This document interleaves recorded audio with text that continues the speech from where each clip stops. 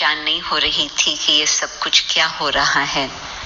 गुरुओं के पास भी गए तो वो गुरु लोग भी नहीं बता सके। तो बिल्कुल फिर अपने ही विश्वास से, हिम्मत से आगे बढ़ते गए कि हाँ, ये सचमुच जो मुझे साक्षात्कार हुआ ये भगवान का ही है, और जो नारायण का साक्षात्कार हुआ कि तत्वमस्मि, ये भी बात सही है। तो किससे पूछे, किससे बात करे, कुछ समझ नहीं था। तो जितना जितना फिर जो 3 मास बाबा जाकर के फिर कश्मीर में रहे, उस समय उस एकांत में बाबा को कुछ कई बातें क्लियर होती रही।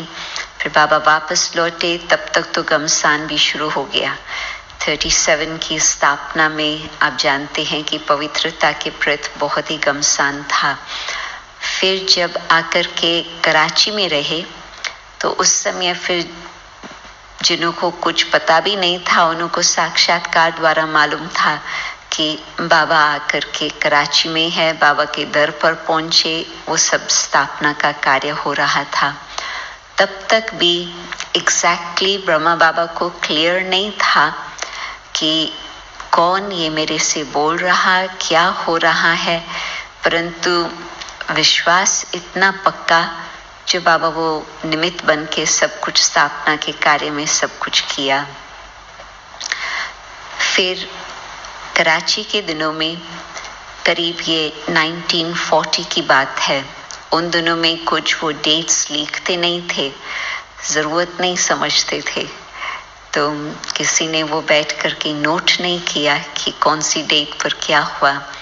तो अंदाज से हम कह सकते हैं कि उस समय एक और पार्ट शुरू हुआ। ट्रांस मैसेंजर्स तो अनेक थे, दादी गुलजार भी थी, शीलेंद्रा दादी भी थी, संगत्री दादी भी थी, ये सब थे, परंतु ड्रामा में उस आत्मा का फिक्स रोल था। जो एक 14 साल की कुमारी जो है, उसको कुछ मैसेजेस आए कि अभी बाबा आप सबसे मिलने चाहते हैं। पीयू नाम फिर दिया, पीयू, जिसके साथ बहुत प्यार होता है उसको पीयू कहते। तो जब जैसे आजकल अव्यक्त बाबा की डेट मालूम होती है, टाइम मालूम होता, बाबा वो इशारा देते थे कि बाबा कब आएंगे। इस तरह से शिव बाबा ने उस ट्रांस मैसेंजर को, जिसका नाम था पुष्पा, तो उसको वैसे कहते थे पुष्प, तो उसके तन में पीयू आकर के सबसे मिलेंगे। तो उस समय बाबा मम्मा भी सामने बैठते थे और शिव बाबा का आह्वान करते थे। बाबा पीयू उस तन में आकर के कुछ परिचय देते थे, धारणा की बातें सुनाते थे। आप लोगों को ये पता चला कि वो मुरली तो जैसे नॉर्मल साकार मुरली होती है, जिसमें चारों ही सब्जेक्ट्स होते हैं, ज्ञान, योग, धारणा, सेवा। बाबा हर प्रकार की मुरली में 4 सब्जेक्ट्स पर डिटेल बताते, परंतु इस मुरली में धारणा की ही बातें थी, कोई ज्ञान का और स्पष्टीकरण नहीं था। तो जैसे ही वो पाठ शुरू हुआ, ब्रह्मा बाबा को बहुत खुशी हुई कि जिस भगवान के लिए मैंने इतनी तपस्या की, उस सत्यता को मैंने बहुत ढूंढा, वो बाप खुद मेरे सामने अब हाजिर हो रहा। तो बाबा ने बहुत उसके लिए तैयारी कराई। जब बाबा के पास गुरु लोग भी आते थे भक्ति में, तो बाबा बहुत उन्हों की खातिरी करते थे। तो बहुत अच्छी तरह से तैयारी सारी कराई, इतना तक जो नए वस्त्र भी बनाए पुष्प के लिए जब शिव बाबा आने वाले थे। और जब वो पाठ चला, बीच बीच में चलता रहा, तो बाबा उस समय बिल्कुल नए वस्त्र तैयार करवाते थे। तो फिर वो नए वस्त्रों के आधार पर ही फिर सब कुछ चलता। और बाबा उस घड़ी फिर 36 प्रकार का भोजन, फल, फूल आदि आदि, मीन्स बहुत लगन से, बहुत प्यार से बाबा ने बहुत खातिरी की। और ये पाठ क्यों चला क्योंकि विशेष शिव बाबा को जो प्लान था कि वो इसके तन द्वारा ही आकर के बाबा बताते थे, बताया कि ये जो सामने बैठा है इसको मैं नाम देता हूँ ब्रह्मा। तब तक ब्रह्मा का नाम उस तरह से नहीं था। बाबा बाबा कहते थे, परंतु ब्रह्मा बाबा है ये नहीं मालूम था। I'm just sharing that story that I think some of you heard of Shiv Baba coming and saying that this is the body of Brahma. So I'll just complete that in Hindi.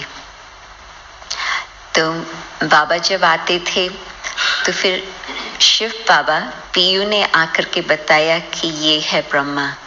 आप सोचो कि ब्रह्मा खुद अपने लिए नहीं कह सकते थे कि मैं ब्रह्मा हूँ, परंतु जब पीयू आकर के बताया कि ये है बाबा, ये है ब्रह्मा, तो फिर लोगों को मालूम पड़ा, सभा को मालूम पड़ा कि जो आकर के मुरली चलाते हैं वो अलग और ये अलग। तो मेन तो यही बात है कि इस बात को स्पष्ट करने के लिए इतिहास में ये नूंदा हुआ था।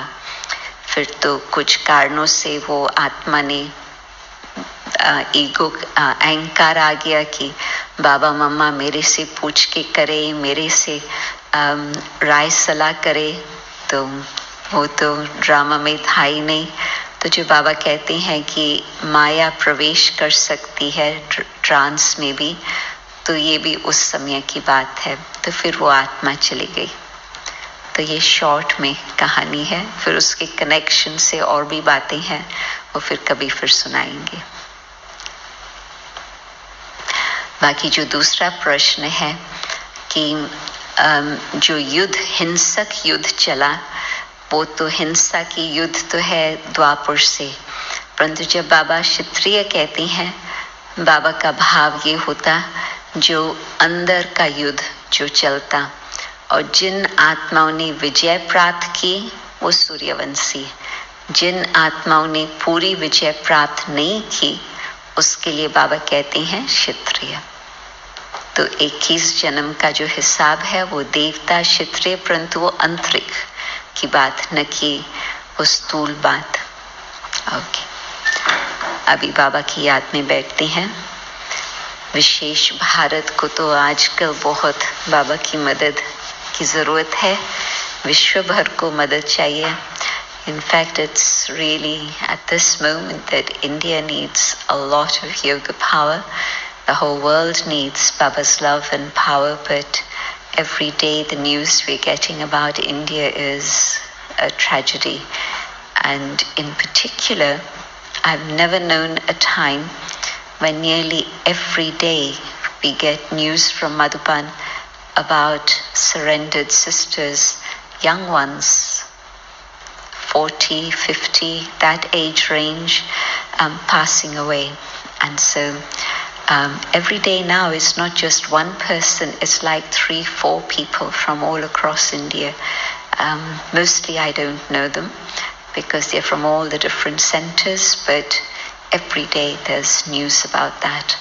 And so we were doing yoga for Dadi Gulzar, we were doing yoga for Madhuban, but I think our yoga specifically now, and you don't have to remember India for half an hour, but just for a moment, remember Baba, think of that land of Bharat that Baba spoke about today, and send Baba's light, and then just continue to be with Baba. Om Shanti.